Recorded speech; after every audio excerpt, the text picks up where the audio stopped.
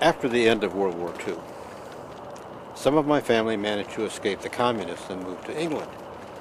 They brought with them many of our family's art objects and books, which they were told were highly valued in this part of the world. My mother was keen for me to speak and to read Polish, so I poured through the books as much as possible. And one day, inside a 19th century edition of Thomas Malthus, I found an old note from my grandfather who had died in a concentration camp. It was a description of his trip to Siberia to the remote village of Dido during the Communist Revolution. It seems he had fallen in love with a Russian actress, and the actress was part of a sect that believed they had found the remedy of all ills through a particular form of dance, a dance that brought the dancer into contact with the light from the vertex. Now, they feared that the tradition would disappear, so the actress begged my grandfather to write everything down.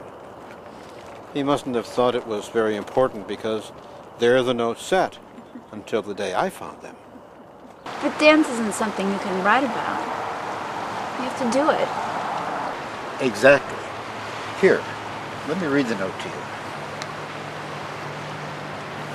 Dance to the point of exhaustion, as if you were a mountain climber climbing a hill, a sacred mountain.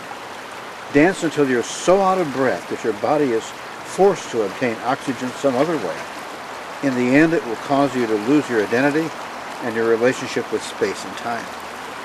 Know that at a certain moment your eyes will close and you will begin to see a light that comes from within, a light that answers all your questions and develops your hidden powers. Have you developed some kind of special powers, Pavel? Why don't you come and join our little group and see for yourself? I wasn't quite sure if she fully understood my meaning that day, but the following session she arrived like a breath of fresh air.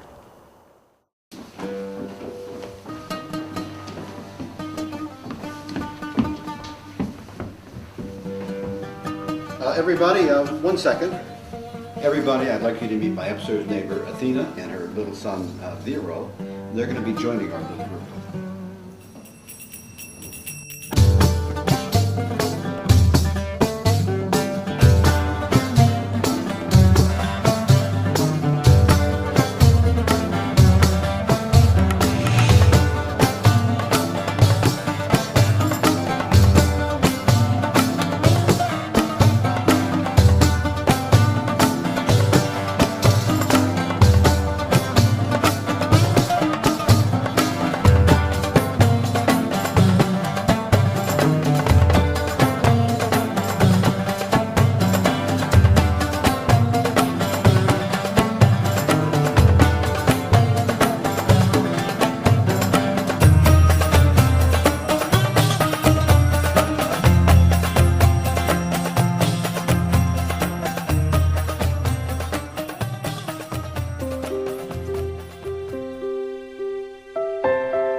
Dance to the point of exhaustion, as if you were a mountaineer climbing a hill, a sacred mountain. Dance until you are so out of breath that your body is forced to obtain oxygen some other way. In the end, it is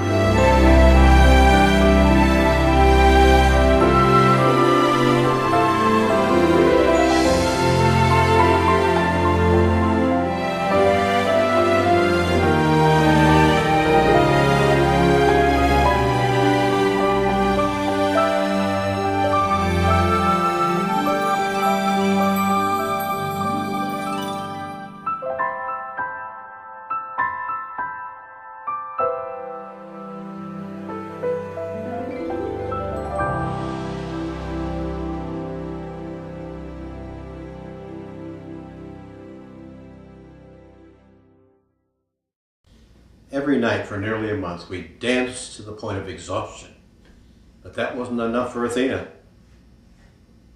I never really knew what level she was going to take us to next. Pavel, I think I'd like to have a copy of that tape. I want to start dancing before I leave for work in the morning. I don't know, Athena. The connection that we have is through the group, and I'm afraid that by the end of the day, you're just going to be exhausted. I think the group is important, but I think I have to face my loneliness before I can find my own happiness. Did you join our group for love and acceptance? It would seem so, but no. I came to find my own happiness, so I don't put any of that suffering on Vioral, and dancing takes all of that away. I want that feeling to remain with me. I want to feel ecstasy all throughout the day. Do you know what ecstasy is? It means to stand outside of yourself, and that's an awful lot for the mind and the body to do all day long. Pavel, I want to try anyway. Okay, I'll go get the tape for you, Athena.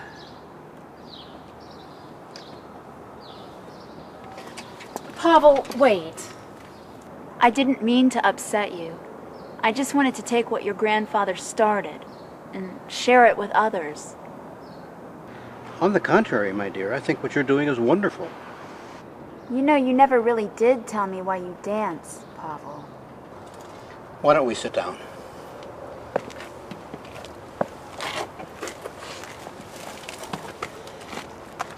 At the time I found my grandfather's note, I was suffering from a very rare form of arthritis.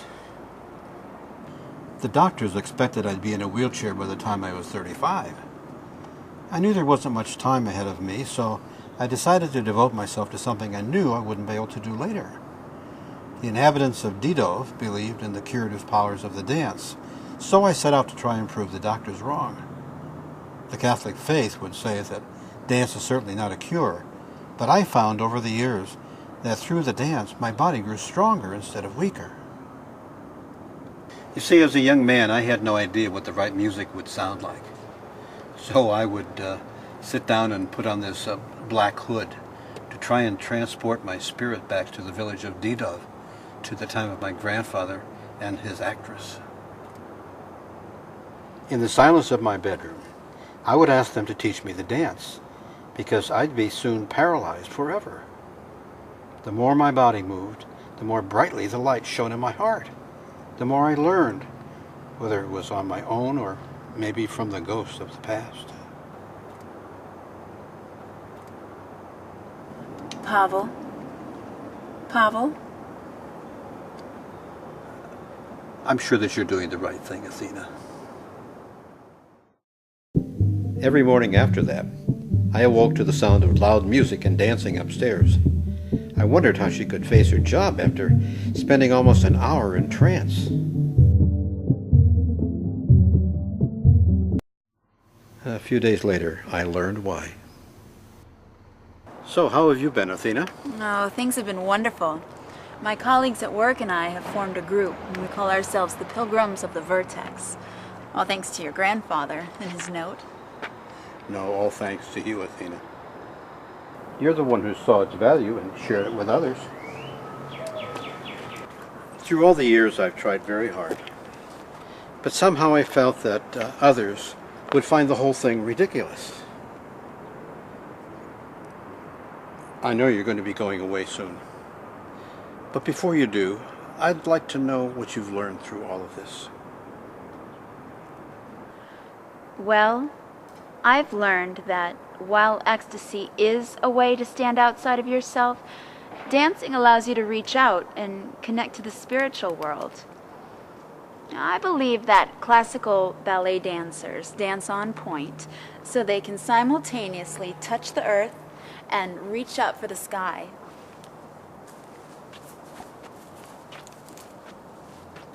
Those were her last words to me.